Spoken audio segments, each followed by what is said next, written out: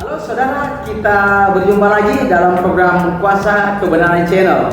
Saudara, saat ini kita akan membahas pertanyaan yang diajukan minggu lalu, yaitu dalam Kisah Rasul 2:41 itu 3.000 orang ini ya dipercik atau dikuburkan ke dalam air. Ini saudara, kita akan membahas bagaimana firman Tuhan bicara tentang itu. Bukan manusia, tapi ini adalah firman, bukan firman daripada pendeta atau siapapun atau Melkisedek, bukan, tapi ini adalah kebenaran. Kalau kita tidak melakukan kebenaran, maka kita tentunya tidak akan dikuduskan oleh kebenaran. Tapi saudara, sebelum kita akan membahas bersama, mari kita berdoa. Bapa kami di surga, terpujilah Engkau di tempatmu yang maha kudus. Engkau layak dipuji, ditinggikan, dimuliakan, diagungkan. Pada saat ini Bapa, dalam pekerjaan kami akan mengajarkan kebenaran-Mu, dan biarlah kami dapat membahas pertanyaan di mana pertanyaan ini adalah suatu hal yang sangat penting kami bahas, dan bagaimana perjanjian baru firman-Mu menjawabnya. Pimpin acara ini Bapa dari awal hingga akhirnya dengan tidak kurang apapun. Dalam nama Yesus kami bawa doa ini kepadamu. Amin. Saudaraku yang saya kasih dalam kasih Kristus, pertanyaan ini dengan Kisah Rasul 2:41, 3.000 orang ini dipercik atau dikuburkan ke dalam air. Nah, berhubungan dengan pertanyaan ini, saudara, tema kita hari ini adalah dibenarkan berasal dari pikiran Allah, bukan pikiran manusia. Sekali lagi, dibenarkan berasal dari pikiran Allah, bukan pikiran manusia. Tujuannya saudara, untuk apa kita bahas ini adalah mengajarkan kepada kita manusia bahwa tak seorang manusia pun yang dapat merubah kebenaran ini. Sekalipun dia pendeta, pastor, paus, segala macam, bahkan Paulus katakan dalam Galatia 1:8-9, sekalipun malaikat dari surga ya memberitakan Injil yang lain, dalam arti kita merubah menjadi Injil yang lain, maka terkutuklah ia.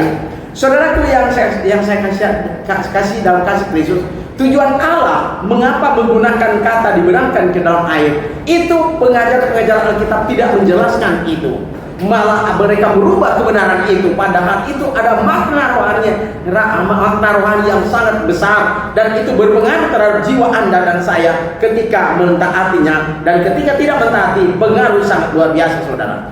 Saudara, mengapa Allah menggunakan itu? Saudara, menggunakan dimenangkan dalam air. Karena secara jasmani kita masih hidup, maka Allah harus menggunakan air. Kita harus dikuburkan ke dalam air. Kalau secara jasmani kita sudah mati, maka kita menggunakan tanah sebagai penguburan. Itu yang pertama saudara. Yang kedua adalah untuk mengajarkan kepada kita bahwa perintah Allah, Yesus sendiri pun tidak bisa merubahnya. Apalagi kita hanya sebagai pelajar Alkitab. Kita diberi kebebasan oleh Allah untuk belajar Alkitab dengan tujuan supaya kita mengerti kehendaknya dan kita melakukan. Allah tidak perintah kepada kita merubah, memprotein Alkitab. Allah memerintahkan kita mempelajari, melakukan, bukan merubah. Saudara yang saya kasih dalam kasih Kristus, sebelum kita akan membahasnya pertanyaan ini, mari kita membaca firman Tuhan yang terdapat dalam Kisah Rasul 2 ayat 38 dan 41. Saudara, dalam terjemahan Indonesia Yunani dikatakan begini, ayat 38 ya. Jawab Petrus kepada mereka, bertobatlah dan hendaklah kamu masing-masing dibaptis dalam nama Yesus Kristus untuk pengampunan dosamu, maka kamu akan menerima karunia, yaitu Roh Kudus. Ayat 41 saudara, orang-orang yang menerima perkataan itu dibaptis, dan pada hari itu jumlah mereka bertambah kira-kira 3.000 jiwa. Saudaraku yang saya kasih dalam kasih Kristus, pertanyaan yang kita bahas pada hari ini adalah 3.000 orang dalam Kisah Rasul 2:41, apakah dipercik atau dikuburkan ke dalam air?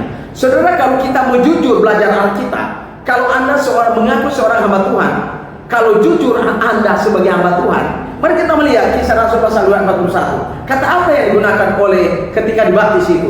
Saudara, apa terjadi? Ternyata saudara, yang digunakan di situ, kalau Anda tahu bahasa asli Yunani, coba Anda baca Kisah Rasul 2:41. Kata yang digunakan adalah ebaptistesan. Ya.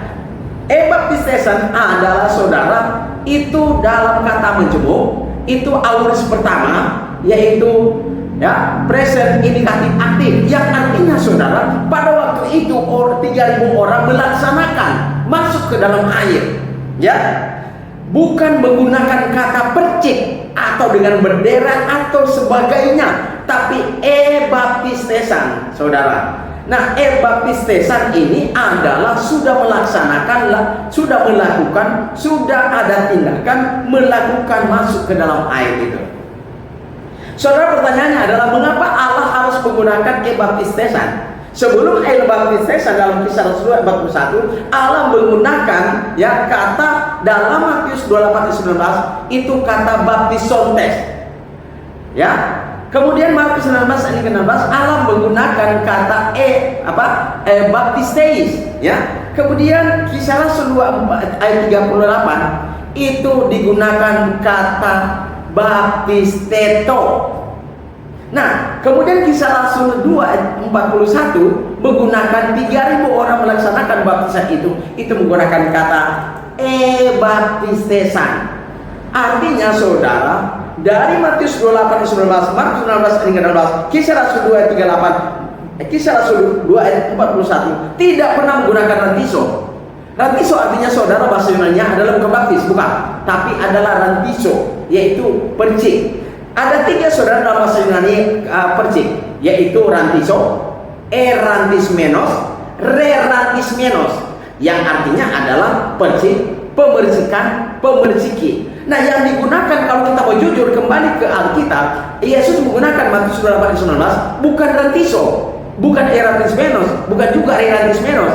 Dan Markus 16:16 Yesus tidak menggunakan percik atau rantiso, erantismenos, kemudian rerantismenos, tapi menggunakan baptisteis. Kisah Rasul 2 ayat 38, ya, Allah menggunakan kata baptisteso. Kemudian Kisah Rasul 2 ayat 41 menggunakan baptistesan. Jadi, saudara, kesimpulannya 3.000 orang dibaptis. Kata dibaptis itu dari kata Yunaninya, bahasa asli Perjanjian Baru, dari kata baptistesan yang artinya 3.000 orang ini dimasukkan ke dalam air. Nah, bagaimana dengan Anda dan saudara? Apakah harus melakukan hal yang sama? Harus, saudara. Karena ketika kita melakukan hal yang sama seperti yang diperintahkan oleh Allah, maka kita akan menerima Roh Kudus. Dalam Kisah Rasul 2:38, ketika kita dibaptis masing-masing dalam nama Yesus, maka kita mendapatkan anugerah Roh Kudus. Sama halnya, saudara, dalam Kisah Rasul pasal 19 ayat 1-6, ketika Paulus bicara, bertanya kepada 12 orang murid Yohanes Pembaptis,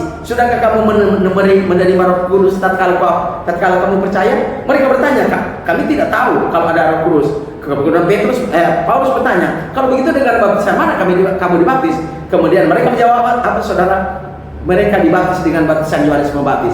Paulus menjelaskan tujuan baptisan Yohanes sekalipun masuk ke dalam air, tujuannya hanya pertobatan, tapi mereka harus percaya akan Dia, yaitu Yesus. Dan apa yang terjadi, saudara? Ayat yang kelima Kisah Rasul 19, mereka melaksanakan baptisan. Dan ayat yang keenam, ketika Paulus menumpahkan tangan ke atas mereka penuh dengan Roh Kudus. Sama halnya dengan kita, ketika kita melakukan baptisan sesuai dengan perintah Yesus Kristus, maka kita mendapatkan anugerah Roh Kudus. Semoga dengan ini, saudara, pelajaran ini kita diberi pencerahan dan kita diberi informasi bahwa kita harus melakukan baptisan masuk ke dalam air, karena itu pemikiran Allah, bukan pemikiran manusia. Amin. Tuhan memberkati. Mari kita berdoa.